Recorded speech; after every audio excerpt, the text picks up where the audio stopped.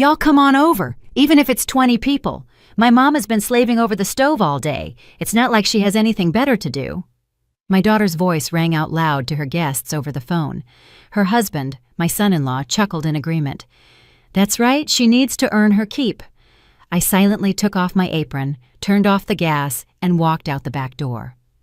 When the guests arrived, my daughter found a surprise waiting for her in the kitchen that made her blood run cold. Friends, before we dive into this story, I want to ask a small favor. If you love real-life tales that make you stop and think, please hit that like button and subscribe. Let me know in the comments what city or state you're listening from. It warms my heart to see how many of us there are. Now, enjoy the story. The heat in the kitchen was so thick you could almost slice it with a knife, like dense butter. 12 hours. That's how long I'd been on my feet, without a single minute of rest. The air was heavy, saturated with the rich, sweet scent of duck confit, slowly simmering in its own fat, cut by the delicate, metallic note of saffron I'd worked into the puff pastry dough. These were the smells of my life. Smells that once brought me triumph, applause, and the respect of the city's top food critics. But today, this smell felt like the air of servitude. My feet were so swollen that my house slippers were biting into my skin, leaving deep red marks. A dull, gnawing pain, an old acquaintance I'd known since my days as executive chef at the Metropole, had settled in my lower back. Back then, that pain was the price of success.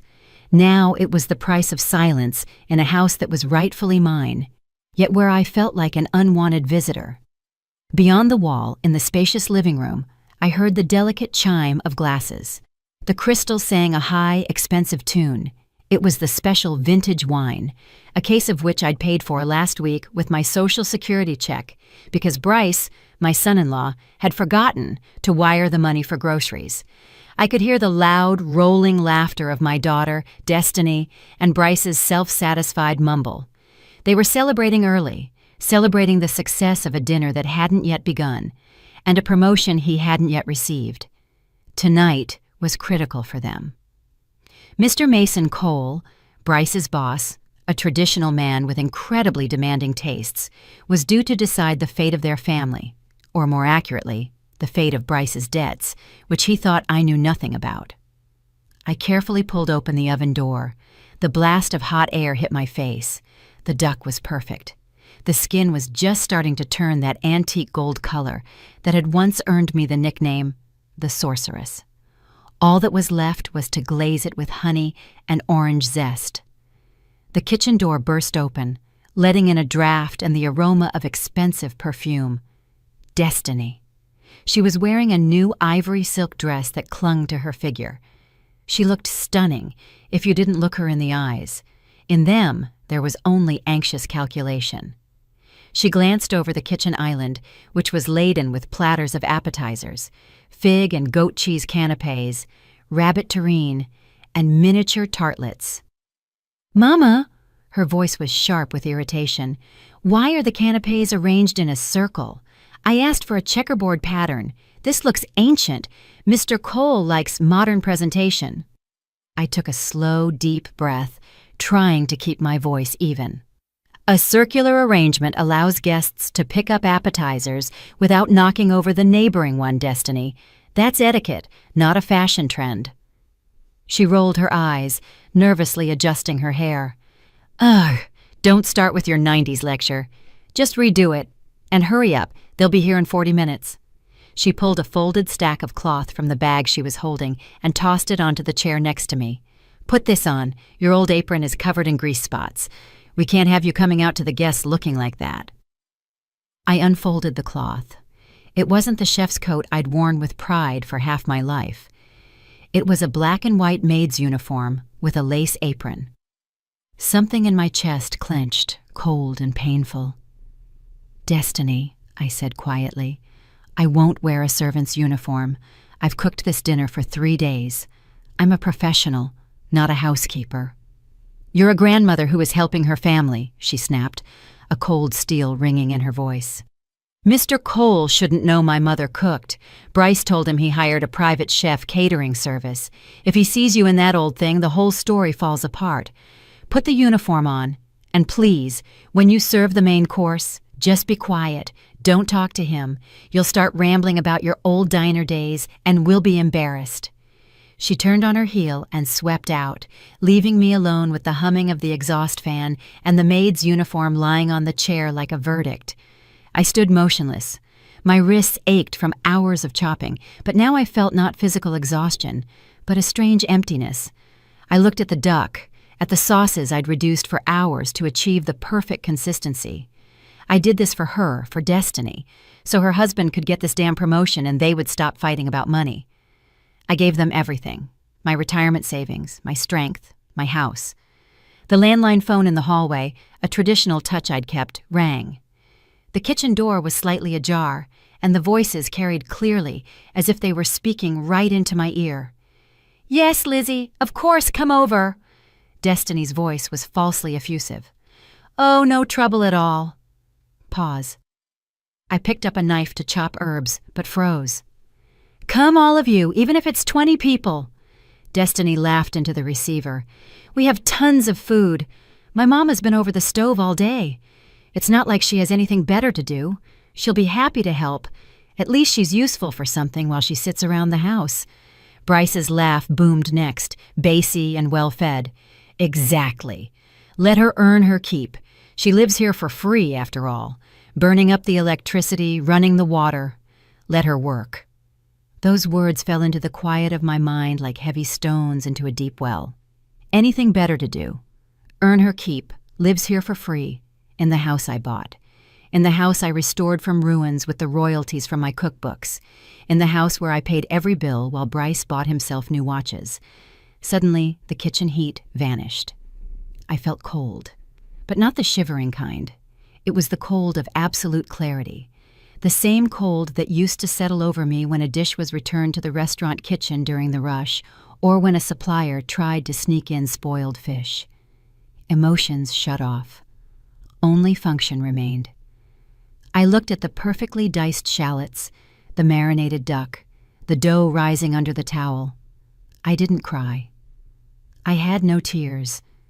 Instead, my movements became crisp and economical. I walked to the stove. Click. The gas under the duck went out.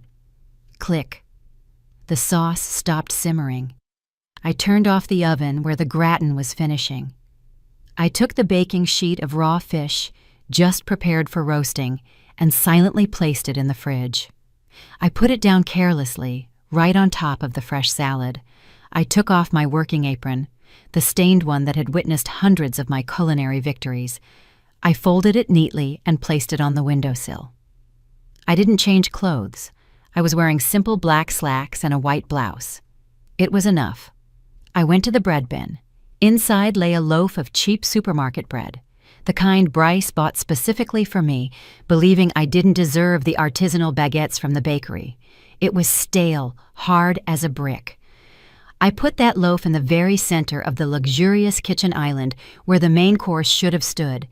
I took a large serrated bread knife and with force drove it vertically into the hard crust. The knife plunged deep and remained sticking straight up like an obelisk, a tombstone for the dinner. Let her earn her keep. Here is your keep. Earn it. I grabbed my purse, which was hanging on a hook by the door, and checked that my ID was inside. Then I opened the back door, the one we usually use to take out the trash. It was raining outside. A cold autumn shower roared through the leaves of the old garden. I stepped into the darkness without looking back. I left the kitchen door wide open, letting in the dampness, the wind, and the cold night, which were now the only masters of my kitchen. The rain lashed my face, washing away the sweat and kitchen heat, but I didn't quicken my pace. My shoes, soaked instantly, squelched on the gravel, but strangely, I no longer felt the pain in my feet. That leaden weight that had pressed me down for the last 5 years stayed back there, behind the wide-open back door, along with the smell of cooling duck and the false laughter of my children. Instead of fear, for I was an older woman walking into nothingness without money or belongings, an icy, crystalline clarity spread inside me. It was the feeling you get when you step out to face a disgruntled customer, not to apologize, but to set them straight. I was Martha James again, not Mama who's just sitting around anyway. I reached the road. Headlights cut my figure out of the darkness. An old cab, clearly rushing toward the city, braked. The driver, a young man with tired eyes, looked at me in confusion. My wet blouse clung to my body, my hair was messy, but my posture was straight, like a queen in exile.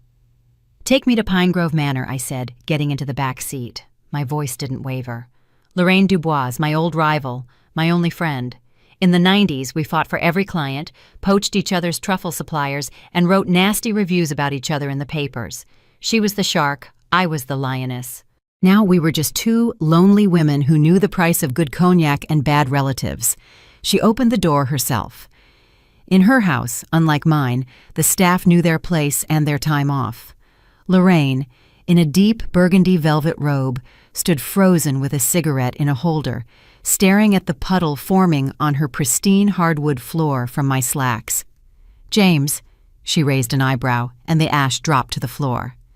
"You look like you tried to drown yourself in the pond, but the water spat you back out for your rotten attitude."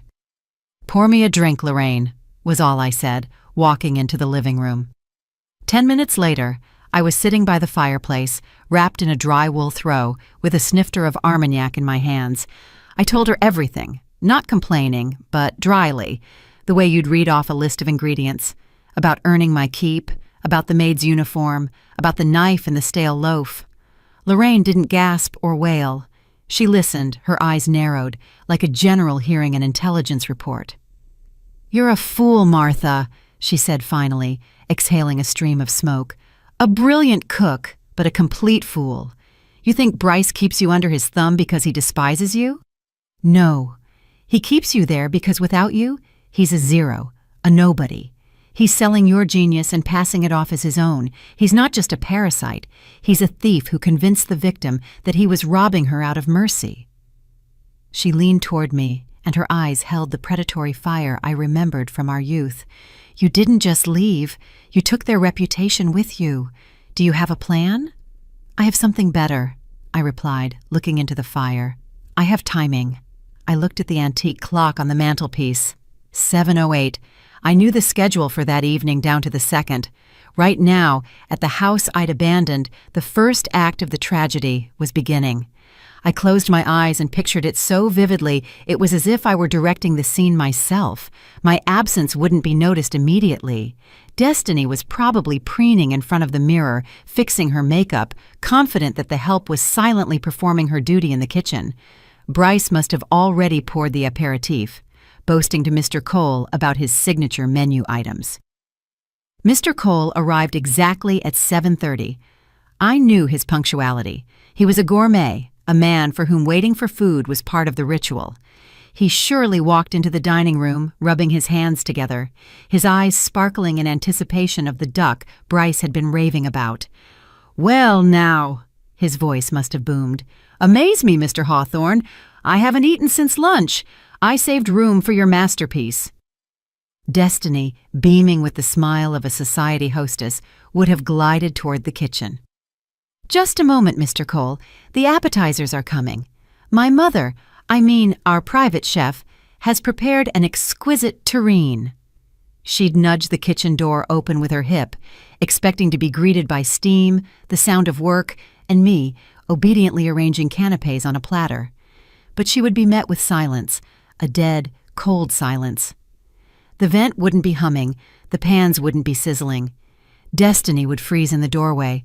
Her eyes would dart to the stove. Dark, no flame, cold pots. She would look at the prep table. Where the exquisite appetizers should have been, there would be a pile of raw vegetables, already starting to dry out. The duck, undercooked, pale, floating in chilled fat that had turned into a whitish crust. And in the center of all this splendor, like a flag on a battlefield after a defeat, would stand that cheap loaf of bread with the knife sticking out of it. Next to it, a small scrap of white paper on which I had written only 2 words. "Enjoy yourselves." I took a sip of Armagnac, feeling the warmth spread through my chest. I knew what Destiny would do now. She would panic. She would try to turn on the stove. She would think I had simply left, forgetting to turn off the gas, and that everything could still be saved if she quickly turned the fire back on and finished the meat. But she was wrong. I reached into the pocket of my wet slacks and pulled out 3 small, heavy ceramic cylinders. I placed them on the table in front of Lorraine. They thumped dully against the polished wood. Lorraine raised her eyebrows in surprise. "What is that?"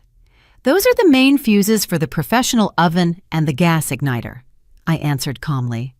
"It's an old Italian model I ordered 10 years ago. Replacement parts can only be found by special order from Milan. 2 weeks wait." I smiled for the first time that evening. Even if they call another catering service right now, they won't have anything to reheat the food on. The kitchen is dead, Lorraine. I didn't just leave. I shut down the heart of that house. Lorraine burst into a deep, throaty laugh that made her cough, and she brushed the ash off her robe. "You are a vicious woman, James," she rasped, wiping tears from the corners of her eyes. "And I adore you for it." Meanwhile, 3 miles away, the chaos I had orchestrated unfolded as clearly as the flames in the fireplace before me. Destiny bolted from the kitchen, pale as a sheet, nearly running into Bryce, who was heading toward her with an empty olive dish. "There's nothing! There's nothing there!" she hissed, clutching the lapel of his jacket. "Mama left! The stove doesn't work! The duck is raw! Bryce, there's nothing but that damn loaf of bread!" My son-in-law's face flushed dark red. He shoved his wife aside and stormed into the kitchen. He saw the knife sticking out of the bread.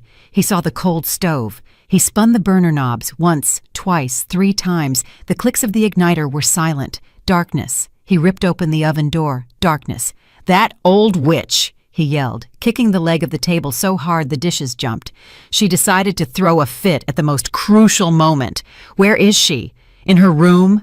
In the garden?" "I don't know." Destiny was on the verge of tears. "Her things aren't here. The back door is open." "Where's she gonna go?" Bryce snorted scornfully, adjusting his tie. "She's old, sick, no money. She'll sit in the gazebo in the rain for half an hour, get cold, and come crawling back to beg forgiveness." He wiped his mouth, putting on the mask of the gracious host. "I'll go out to the guests.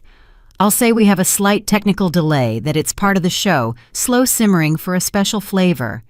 And you," he jabbed a finger at Destiny's chest, "you go find her and drag her back here by the neck. I don't care if she finishes cooking the food on a bonfire in the yard." He turned and walked into the dining room, smiling broadly. "Friends, Mr. Cole, I apologize for the small pause. Our chef, a perfectionist, decided to add one last flourish to the sauce. It will only take 10 minutes, but the taste will be divine. In the meantime, let's enjoy the wine." Meanwhile, I was sinking into hot water. Lorraine's bathroom was the size of my former bedroom. Marble, gold trim, aromatic candles. I felt the hot water dissolving the tension in my muscles, the pain draining from my swollen feet. On the edge of the tub lay my old flip phone. I hadn't turned it on in several years. Bryce had insisted I turn it off. "Why do you need it, Mama? We're always here, and it just runs down the battery." In reality, he just didn't want me to be able to call anyone without their knowledge. I pressed the power button. The screen glowed with a faint greenish light. The phone chirped as it found the network and immediately began vibrating non-stop. Texts rained down like hail. "Mama, where are you? Come back immediately. You are humiliating us. Mr. Cole is waiting. If you don't come back right now, you can forget about this house. Are you out of your mind? Turn the stove on, you ungrateful woman. I'll send you to a nursing home." That was Bryce. The last message arrived a minute ago. I looked at the screen with the indifference of a pathologist. No fear, no resentment, only the recognition of a fact. Patient is deceased. Decomposition started long ago. I put the phone aside, not answering any of the messages. Instead, I dialed a number I knew by heart. The number of Arthur Davis, the owner of the Vine and Barrel Wine Boutique. The same man who had personally delivered the case of collectible Bordeaux to our house earlier that day. "Arthur." My voice was firm, despite the steam rising from the water. It's Martha James. Good evening, Ms. James. Sincere delight was audible on the line. What an honor! I hope the wine is pleasing to your guests. I selected the best bottles just as you requested. The 2005 vintage, a velvety taste. Arthur, listen closely, I interrupted him. There's been a mistake. I did not authorize the opening of those bottles. Furthermore, I am canceling the order. Silence hung on the other end. But Ms. James, the case is already there. Your son-in-law accepted it. He signed the invoice. I thought you were celebrating. My son-in-law did not pay for that wine, Arthur. I paid for it with my card. And I, as the owner of the goods, state, the wine is being used without my consent. That is theft. I'm asking you, as an old friend and a supplier who values his reputation, to pick it up right now. But I've already left. Though, he stammered, my assistant Michael should still be there. He was helping with the glass service. They asked for a sommelier for an hour. Call Michael, I said in an icy tone. Tell him to immediately confiscate the unpaid merchandise directly from the table. From their hands, if necessary. Ms. James, this is a scandal, Arthur muttered. This is justice, Arthur. Do it, or you'll never see me in your boutique again. And you know how many clients I've brought you. Understood. Arthur's voice became professional. Michael will do it in 2 minutes. I hung up and sank back into the water up to my chin. In the dining room of my house, Bryce was just pouring the wine. The dark ruby liquid flowed into Mr. Cole's wide glass. The boss raised the glass to his nose, inhaled the aroma, and nodded approvingly. Not bad, Bryce. Not bad at all. Bordeaux. You have expensive taste. People say you're drowning in debt, yet you drink like royalty. Bryce chuckled nervously. Oh, Mr. Cole, only the best for a guest like you. These are from my personal stock. At that moment, the dining room door opened. Michael, the young sommelier, walked in wearing a black apron. He looked pale but determined. He walked straight to the table, not looking at the guests. Excuse me, he said loudly. His voice trembled, but the words were clear. I am forced to interrupt the tasting. Bryce froze, the bottle in his hand. What do you think you're doing, kid? Get back to the kitchen and help. Michael decisively reached out and took the bottle from Bryce. Then he walked up to Mr. Cole. I apologize, sir, he said, gently but firmly taking the glass from the stunned boss's hand. This wine is the property of Ms. Martha James. An order has just been received from the owner. Consumption is unauthorized. I am reclaiming the merchandise. What? Bryce shrieked. Are you insane? I'll call the police. This is my house. The wine was paid for with the card of Miss Martha James, Michael stated, placing the bottles back into the wooden case. She reported theft. I am simply returning the property to its rightful owner to avoid a criminal case. Dead silence fell in the dining room. 20 guests froze, forks in hand. Mr. Cole slowly shifted his gaze from the empty tablecloth in front of him to Bryce's red, sweaty face. Theft? He repeated quietly, and the tone made Bryce's knees buckle. Personal stock, you say? Michael grabbed the case and left, leaving behind a trail of expensive aroma and an atmosphere of utter, total disgrace. And in the bathroom of the Pine Grove Manor estate, I closed my eyes and smiled for real. The first move had been made. Bryce stood in the middle of the dining room, gasping for air, like a fish thrown onto the shore. His hands were shaking. He tried to say something after the departing sommelier, but only a pathetic squeak escaped his throat. The guests, 20 pairs of eyes, looked at him not with sympathy, but with disgusted curiosity. The way you look at an acrobat who fell from the trapeze, but instead of crashing, landed face first in a cake. Well then? Mr. Cole's voice was like the crack of a whip in the cotton wool silence. He slowly wiped his empty hands with a napkin, as if cleansing himself of dirt. No wine, no appetizers. Maybe the main course will save the situation. Or was the duck also confiscated by the bailiffs? Bryce jumped as if shocked. He began to fuss, trying to project confidence. Of course, the duck. It will be here any minute. It's just a misunderstanding with the supplier. A bank error. I'll bring out the masterpiece now. He darted into the kitchen, nearly knocking over Destiny, who was standing in the doorway, pale, her lipstick smeared. "What are you doing?" she hissed, grabbing his sleeve. "There's nothing there. The stove is dead. The duck is raw." "Shut up," he barked in a whisper, pushing her away. "Order pizza, sushi, anything. Say it's a fusion concept, an ironic take on fine dining." Irony.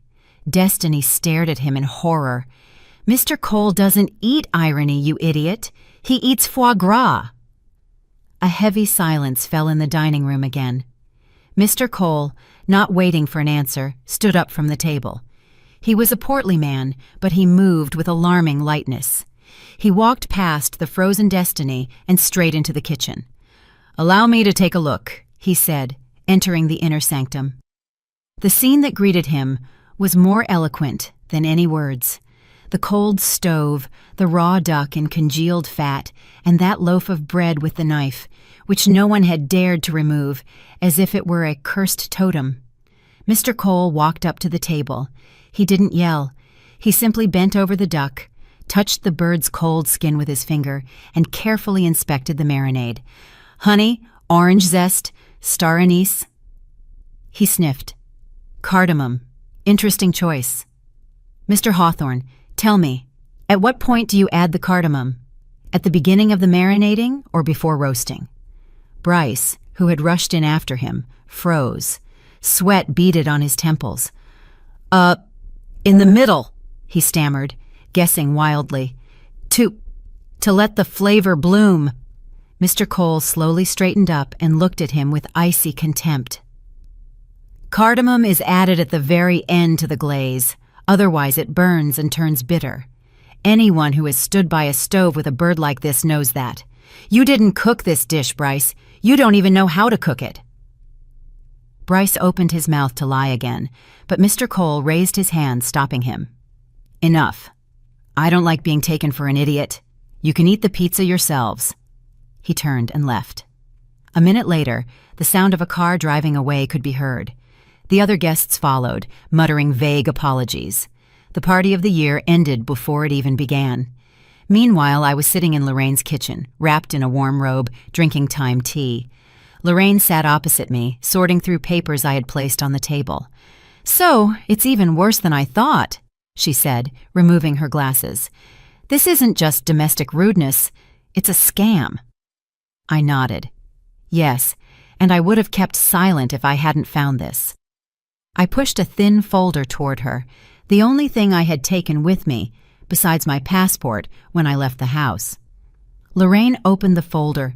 It was a contract with the publishing house, New Flavor, for a book titled The Modern Host, Secrets of Manly Cuisine. Author, Bryce Hawthorne, *. The advance, already paid and spent. Manuscript submission deadline, 3 days away. "He sold a book," I said quietly. "A cookbook, my recipes. He promised the publisher unique family secrets, forgotten techniques of Southern cooking. He planned that I would cook, as usual, and he would stand next to me with a voice recorder, writing it down and passing it off as his own thoughts, or just force me to write everything in a notebook." Lorraine whistled. "And he's already blown the advance." "Of course. The new SUV, the watches, the remodel of their bedroom, all bought with money he received for a book he can't write because he can't even cook an egg without burning it." "But this is fraud." Lorraine tapped the contract with her finger. "Pure and simple. Worse," I smiled, the smile bitter. "It's plagiarism." I pulled an old worn magazine from my purse, Culinary Arts Review, the November 1999 issue. On the cover was me, young, in a tall chef's hat, with that very duck on a platter. "The James Standard," Lorraine read the article's headline. "Your famous series of recipe cards." Exactly. All the recipes he claimed in the book synopsis are my original creations, officially published and registered 25 years ago. They are my intellectual property. If he tries to publish them under his name, the publisher will sue him so hard he'll be left with nothing. And if he doesn't submit the manuscript, he'll have to return the advance, which he doesn't have, plus a penalty. Lorraine finished for me, her eyes shining. "Martha, you have him by the throat." "I have him by the wallet," I corrected, and for people like Bryce, that's the same thing. At that moment, my phone vibrated again. It wasn't Bryce. It was Destiny. I looked at the screen, where a photo of my daughter, small, laughing with bows in her hair, lit up. How long ago that was. Now, on the other end of the line, was a stranger who had betrayed me for the chance to look rich. "Don't answer," Lorraine said. I wasn't going to. I flipped the phone face down. Let them suffer until morning. Morning is wiser than evening, especially when you wake up with the hangover of humiliation and debt. I stood up and walked to the window. The rain had stopped. The moon illuminated Lorraine's garden, stark and well-maintained. Somewhere out there in the dark was my house, my kitchen, my life, which they had tried to steal.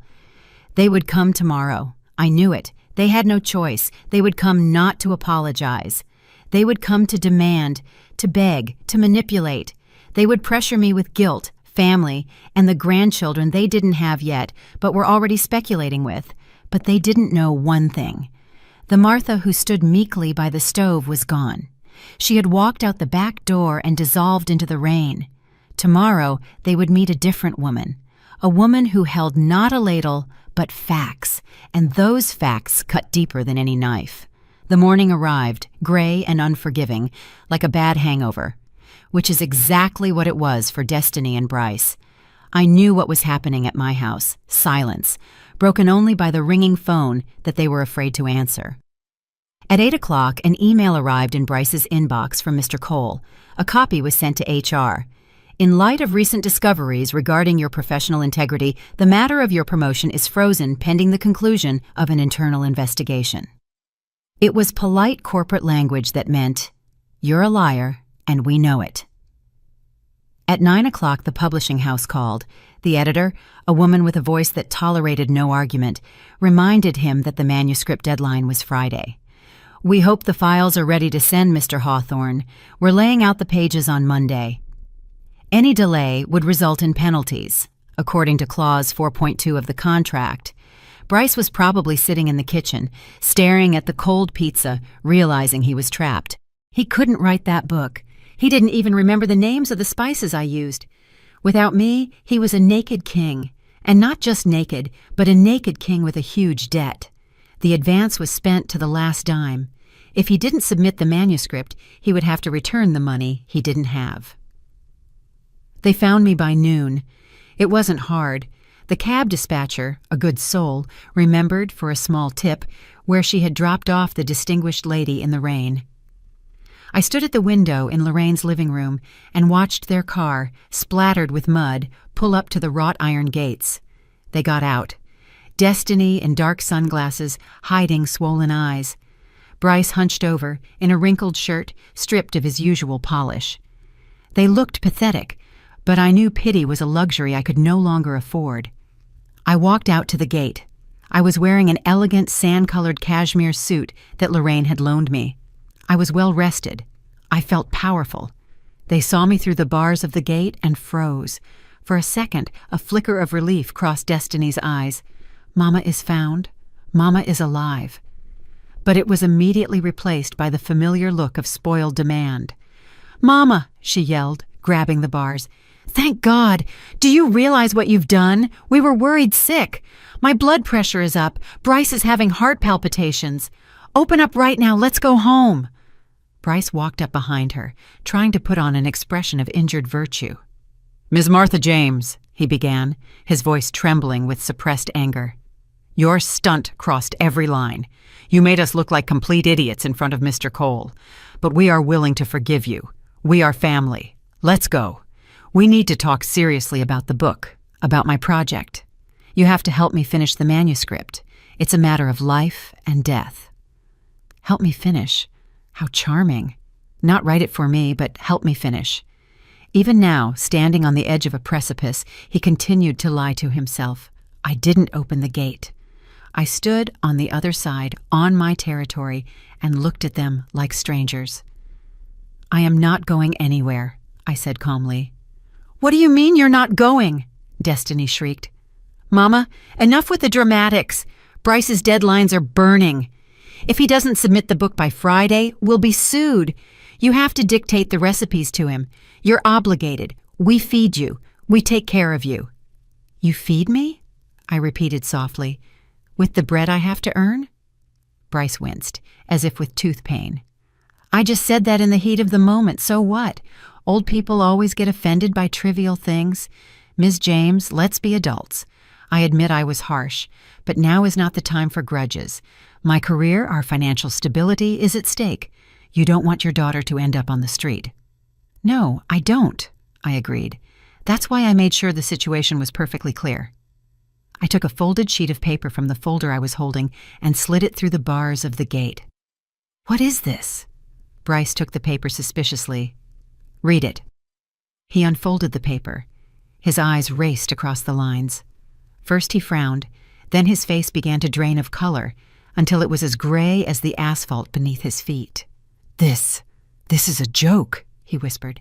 "It's not a joke," I replied. "It's an official eviction notice." Destiny snatched the paper from his hands. "Demand to vacate the premises within 30 calendar days. Owner M. James," she read, stammering. "Mama, are you serious? You're throwing us out of our house?"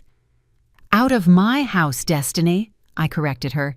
"Out of the house I built. Out of the house where you turned me into free help, where you thought I was living on borrowed time. Now you'll find out what real borrowed time is. You have a month." "You wouldn't dare!" Bryce yelled, crumpling the notice. "I'm your son-in-law. I'm registered there." "Temporary residence, Bryce," I reminded him. "It expired 2 months ago. You forgot to renew it. You were too busy spending the advance for my book. So legally, you are nobody there, a guest who overstayed his welcome." "Mama!" Destiny started crying, but there was no remorse in those tears, only rage. "How can you? We're your children. Where will we go? We don't have money for an apartment. Bryce invested everything in investments."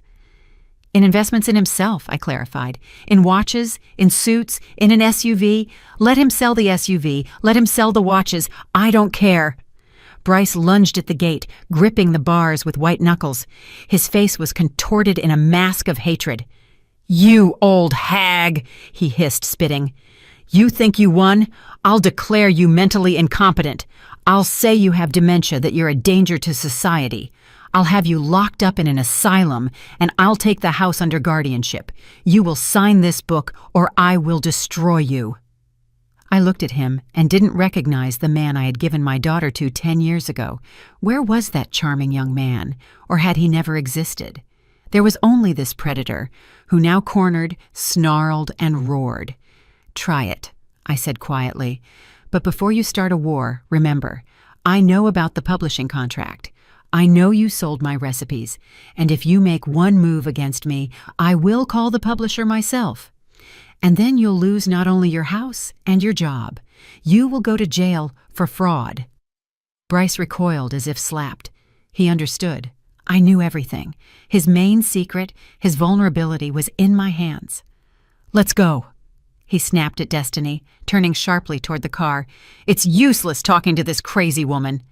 Destiny looked at me with a long, hateful stare. "I will never forgive you for this, Mama," she said. "You destroyed our family." "You destroyed the family," I called back to her, "when you decided that your mother was disposable." They got into the car. The engine roared, and the vehicle sped away, engulfing me in a cloud of exhaust fumes. I stood and watched them until the red taillights disappeared around the bend. My hands were shaking, not from fear, but from adrenaline. I did it. I cut the umbilical cord that had been choking me for years. I no longer had a family in the sense I used to think of it, but I had myself, and I had a home I was about to reclaim. Lorraine came out of the house and silently placed a hand on my shoulder. "Harsh," she said, "but fair. Come inside for some tea. You still have a lot of work ahead of you." I nodded. Yes, there was a lot of work, but now I knew I could handle it, because the worst part, losing my illusions, had already happened. And it turned out that breathing was much easier without them. I went back into Lorraine's house, feeling the tremor in my hands gradually subside, replaced by cold determination. The Earl Grey tea waiting for me on the table was hot and strong. I took a sip, and the warmth spread inside, bringing back a sense of reality. Bryce and Destiny had left, but I knew this wasn't the end. It was only the first skirmish, a reconnaissance mission. Bryce was a cornered animal, and such animals are twice as dangerous. The threat of eviction and exposure wouldn't stop him. It would only make him seek new, dirtier ways out. I was not wrong. 3 hours passed. The sun had passed its zenith, filling the living room with soft autumn light. The gate bell rang again. This time there was no car, no hysterics. Only Bryce stood at the gate, alone. He looked different. His jacket was buttoned all the way up. His hair was slicked back. In his hands he held a bouquet of flowers, a huge, gaudy arrangement of cellophane-wrapped roses, obviously bought at the nearest stand. I went out to meet him. Lorraine watched from the window, ready to call security at any moment. "Ms. James," Bryce began, his voice oily and fawning, barely letting me get close. "Forgive me, forgive us. We lost our temper. Nerves, you understand, with so much piled up." He held the bouquet out to me through the bars. I didn't take it. The flowers remained hanging in the air, a ridiculous splash of color against the gray metal. "What do you want, Bryce?" I asked, tired. "I said everything this morning." "Mama? Can I call you Mama?" He tried to smile, but it came out crooked like a grimace. "Listen, I realize everything. I was wrong. I acted like a pig. You are a great woman, a talent. I always knew it. I just wanted to live up to you. I wanted you to be proud of your son-in-law." He lowered the hand holding the flowers, realizing that this act wasn't working. "Let's make a deal." His tone became businesslike, confidential. "I understand you're hurt, and rightly so, but why should we ruin each other's lives? The book. That book is our collective chance, understand?" He moved closer, his face almost pressed against the bars. "I propose a deal. You help me with the recipes. Just dictate them, nothing more. I'll write everything down, I'll handle the paperwork, and I'll include you as a co-author. No, even better. I'll write in the foreword that the book is dedicated to you, my muse and mentor. Beautiful, right?" I remained silent, looking at him with the same feeling you get when looking at mold that has spoiled good cheese. Disgust and regret for the wasted product. "And money," he added hastily, seeing my silence. "I'll give you 15% of the royalties. No, 20. That's good money, Ms. James. You can buy yourself, well, anything you want. Take a trip to the Caribbean." 20%, I repeated. "Of the money you already spent?" Bryce flinched. "But from future royalties. The book will be a bestseller, believe me. We'll make millions. Just help me now. Save me from the publisher, from Mr. Cole, and I'll put everything right. I swear, we'll live like we used to, amicably, as one family. I'll even cook on the weekends myself." He was lying. He was lying in every word, every gesture. He wasn't going to return anything. He wanted to use me one last time, to squeeze me dry to save his own skin. And then he really would have thrown me into a nursing home or declared me crazy, just as he threatened this morning, just to take revenge for the humiliation. "Are you finished?" I asked. "Ms. James, be reasonable." Hysterical notes were creeping into his voice. "If you refuse, I'll go under. I'll lose everything. And Destiny will too. You want your daughter to suffer?" "I want my daughter to grow up," I replied. "And you? You've already sunk, Bryce. You just don't know it yet." I pulled my phone out of my pocket. "Remember this morning you screamed that the book was your intellectual property? That I was nobody?" I tapped the screen. In the silence, his own voice, recorded just a few hours ago during their morning visit, rang out. I had turned on the voice recorder the moment he started threatening me. "You old hag, I'll declare you mentally incompetent. You will sign this book, or I will destroy you." The recording was clear. Every word, every tone of hatred. Bryce went so pale he looked like a dead man. The bouquet fell from his hands and slapped into the mud. You recorded that?" he whispered. "Of course," I nodded. "I'm old, out of my mind, remember? And old folks have their quirks." I turned off the recording. "Now listen to me carefully. I don't want your percentages. I don't want to be your co-author. And I don't want your dedications. I don't care about your money. I want my house, and I want you out of my life." "You wouldn't dare use that," he croaked. "That's blackmail." "It's insurance," I corrected. "If you ever come near me or Lorraine again, or try to harm Destiny in any way to pressure me, this recording will go to the police and the publisher, along with a report of extortion and threats to my life." He stood there, staring at me with glazed eyes. He understood that he had lost completely and irrevocably. He had no more cards left, no strength, no cunning, no manipulation. 30 days, Bryce," I reminded him. "The clock is ticking." I turned and walked toward the house without looking back. I heard him hit the metal gate with his fist, heard his suppressed roar of impotent rage, but I didn't care. I walked into the house. Lorraine stood in the hall, arms crossed over her chest. "Bravo," she said. "I couldn't have done it better, but you know he won't give up that easily. A cornered rat will go for the throat." "I know," I replied, taking off my jacket. "He'll try something else, something underhanded. A last chance. So what are we going to do?" I looked at her and smiled. "We're going to cook, Lorraine. We're going to do what we do best, because the best revenge is success." "You mean that same dinner?" Her eyes lit up. "Yes, the same dinner he ruined. Only this time, we'll cook it right, for people who know how to appreciate it, and we'll invite one very important guest." Lorraine understood me instantly. "Mr. Cole." "Exactly. Bryce will try to blacken my name to him. He's probably already cooking up a story about my mental instability. So let's give Mr. Cole a chance to decide for himself who is crazy and who is a genius."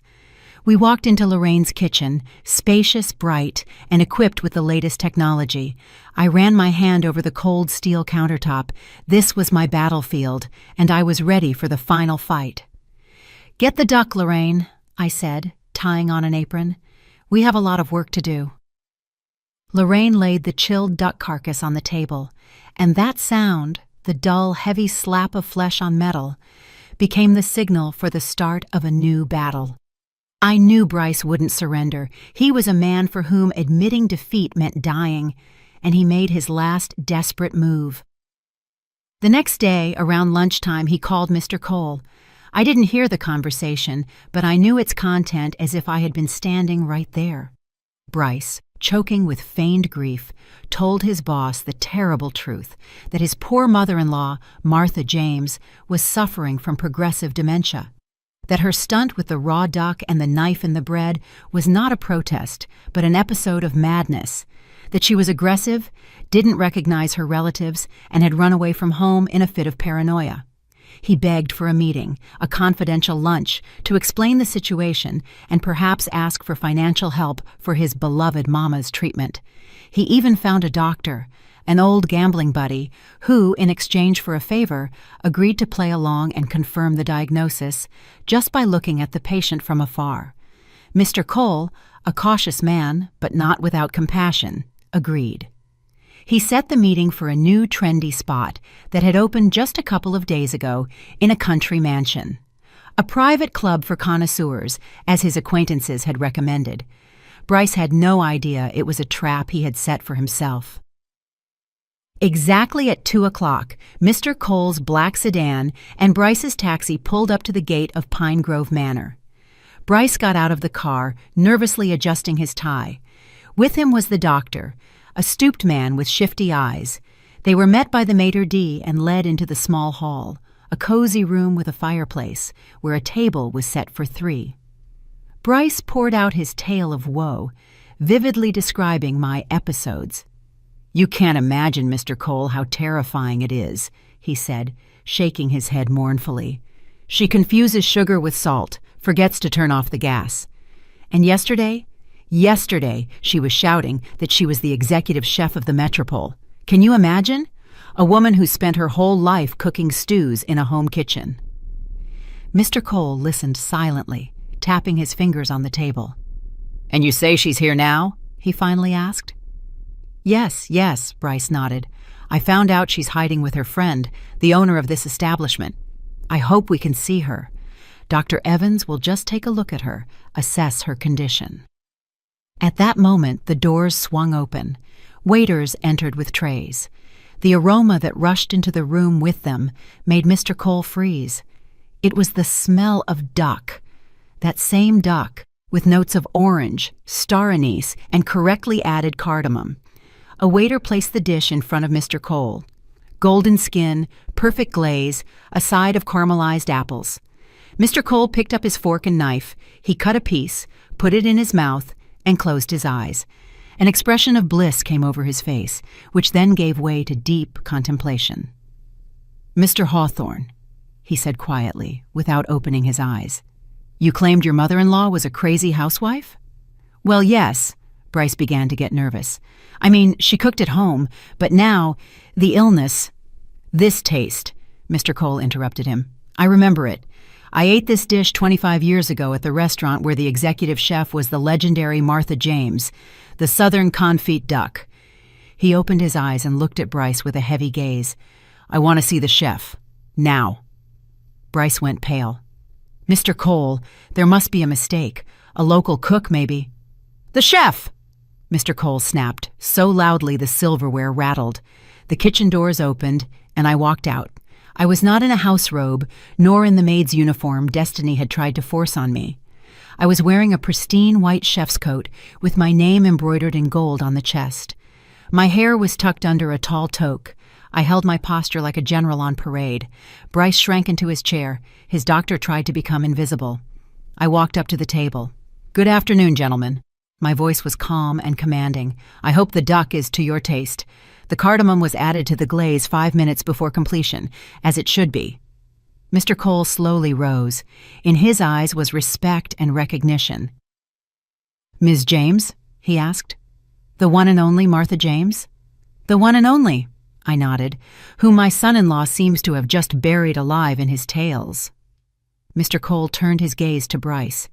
He sat half dead, realizing that his lie had collapsed, burying him underneath. "You told me she was crazy," Mr. Cole said in an icy tone.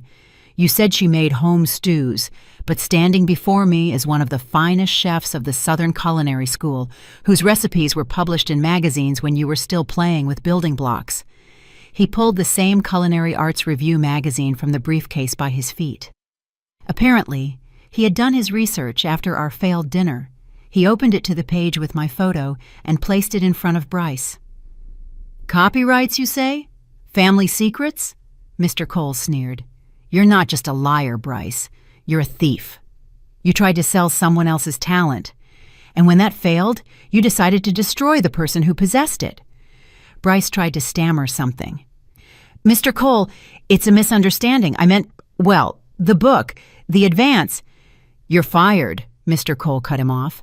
"Not for the ruined dinner, and not even for the debts, but because I do not tolerate people who claim credit for others' work. Get out of here, both of you." Bryce stood up, swaying. He threw a look of pure hatred and despair at me, but I met it with the calm smile of a victor. He understood. I hadn't just thrown him out of the house. I had destroyed his world, which was built on lies. He staggered toward the exit, accompanied by his unfortunate doctor. The door closed behind them. Mr. Cole remained standing. He looked at me and suddenly bowed, slightly, respectfully. "Ms. James," he said, "it is an honor to be a guest at your table. Please forgive me for being blind and allowing that man to mislead me." "Sit down, Mr. Cole," I said, gesturing to the table. "The duck is getting cold, and good food has no time for grudges." He sat down and began to eat with the appetite of a man who had found a treasure. I returned to the kitchen, where Lorraine was waiting for me with 2 champagne flutes. "Checkmate," she whispered, clinking her glass against mine. Yes, it was checkmate. Bryce had lost his job, his reputation, and the chance to publish the book. The publisher, after learning about the plagiarism, a call I was sure Mr. Cole would take care of, would demand the return of the advance through the courts. A fun life awaited him and Destiny, but it no longer concerned me. I looked through the service window into the hall, where an influential man was savoring my creation, and I felt something new being born inside me. This wasn't the end of an old cook's story. This was the beginning of something grand. My hands, accustomed to the knife and the whisk, no longer trembled. They were ready to create, and this time, only for those who deserved it. 3 months passed. Autumn had completely yielded to the first snow, which covered the roof of my house with a soft white blanket. The house was quiet but not empty. There were no more shouts, no smell of other people's expensive perfumes, and no tension that made the air buzz. Bryce and Destiny moved out exactly 30 days later, as specified in the notice. It was a pathetic sight. A moving truck crammed with boxes of things they never learned to value. Bryce, aged 10 years, silently lugged the bags. He never found a new job. Rumors in their niche professional circle spread quickly, and Mr. Cole was a man of his word. The publisher sued, and now they lived in a tiny rental on the outskirts of town, giving half their income to debt repayment. Destiny took a job as an administrator at a beauty salon, and rumor had it spent every evening nagging her husband for destroying their life. But I didn't think about them. I didn't have the time. I was standing in my kitchen, the same one where I had once, in despair, plunged a knife into a stale loaf. Now everything was different here. Destiny's tasteless, trendy plates were gone. On the shelves, the copper of my old pots shone. The air smelled not of fear and exhaustion, but of fresh yeast dough, cinnamon, and roasted quince. The door opened, and Lorraine came in, shaking snow off her fur coat. "Well, maestro?" she asked cheerfully. "Ready for a full house?" "Always ready," I smiled, adjusting my perfectly white apron. We hadn't just gotten my house back, we had turned it into a legend. The first floor of the house was no longer a living room for freeloaders, but an exclusive gastronomic club, the Black Door Supper Club. Lorraine came up with the name in honor of the very back door I had walked through into the rainy night to start a new life. There were no random people here. You could only get in by referral, only 12 seats, 1 dinner a week. The menu was only what I decided to cook that day. No whims, no make it without onions. People drove in from the city, staying on the waiting list for months to taste my southern confit duck or the rabbit terrine my daughter had once rejected. I looked out the window. Cars were pulling up to the gate, expensive, substantial. Mr. Cole and his wife got out of the first one. He had become our regular guest and most loyal fan. He waved at me, seeing my silhouette in the window. I felt tired, that pleasant, deep fatigue in my legs when you know you've given 100%. But this was the exhaustion of the owner, not the help. I cooked not because I had to earn my keep. I cooked because it was my art, my power, and my love. The phone on the counter gently chimed. I walked over. Destiny's name flashed on the screen. I froze. She hadn't called since the move. I wiped my hands on a towel and pressed the answer button. "Hello?" My voice was calm. "Mama?" Her voice sounded pathetic, with notes of that same childish petulance, but now seasoned with genuine need. "Hi, how are you?" "Hello, Destiny. I'm wonderful. I have service starting in half an hour. I'm busy. Is something wrong?" "No, I mean, yes. Mama, well, Bryce is sick. We have no money at all. I'm so tired. I thought maybe we could come over, just for dinner. I miss your cooking so much. Remember those cabbage rolls you used to make? I'm so hungry for normal food." Silence hung on the line. I could hear her breathing, heard the sound of the television in the background. They were probably sitting in their cramped little apartment. She didn't just want to eat. She wanted to come back, test the waters, guilt-trip me. "I'm hungry. I miss you." The old hooks I had been caught on for years. I looked down at my hands, at the ring I had bought myself with the club's first profit. I looked at Lorraine, who was arranging the glasses, and winked at me. "Of course, darling," I said sweetly. and I could almost see Destiny smile on the other end, sensing a weakness. "I'd be happy to see you, but you know the club rules." "What club rules?" she stammered. "Mama, it's me, your daughter." The Black Door. "Destiny, this isn't just a house anymore. It's an establishment. We have a very strict booking policy. A waiting list. Right now," I glanced at the reservation tablet, "it's about 6 months, but I can make an exception for you." "Really?" Hope rang in her voice. "Oh, Mama, thank you." "I can book you for April." I finished the sentence in the same even, kind tone. "If there's a cancellation. And Destiny, we require full prepayment. You can check the prices on the website. No family discounts. Business is business, you understand. Bryce always said you have to know how to earn money, didn't he?" Dead silence fell on the other end of the line. I could hear her hopes for a free meal, for a return to the old feeding trough, crashing down.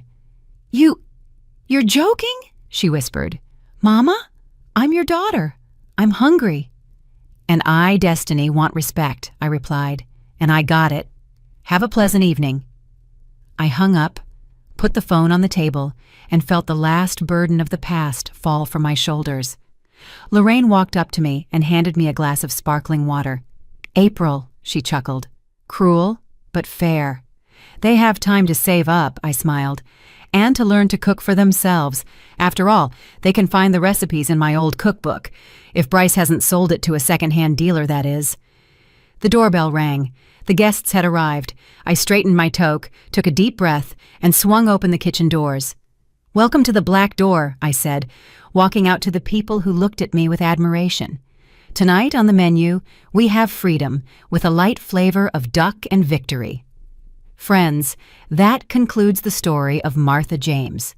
A story about how once the cup of patience overflows, a quiet, obedient woman turns into an iron lady capable of defending herself and her dignity. What do you think? Did Martha do the right thing? Was she too cruel to her own daughter? After all, Destiny, whatever she was still her flesh and blood. Or does betrayal erase family ties, and should everyone get what they deserve? Please share your opinion in the comments. I'm very interested to read your thoughts. Have you ever had similar situations in your life where you had to choose between love for family and self-respect? And perhaps you want to know what happened next? Did Destiny and Bryce manage to climb out of the debt hole? Did they come to Martha's restaurant in April, paying the full price? If you are interested in the continuation of this story, or want to hear new tales of strong people, be sure to let me know in the comments. If this story moved you, made you think, or simply gave you some feeling, please hit the like button for this video. It is the best reward for me. Subscribe to the channel so you don't miss new audiobooks. We wish you all the best. At the end of this video, a window will appear in the center of the screen. Click on it to watch our other most exciting stories. Until next time, M.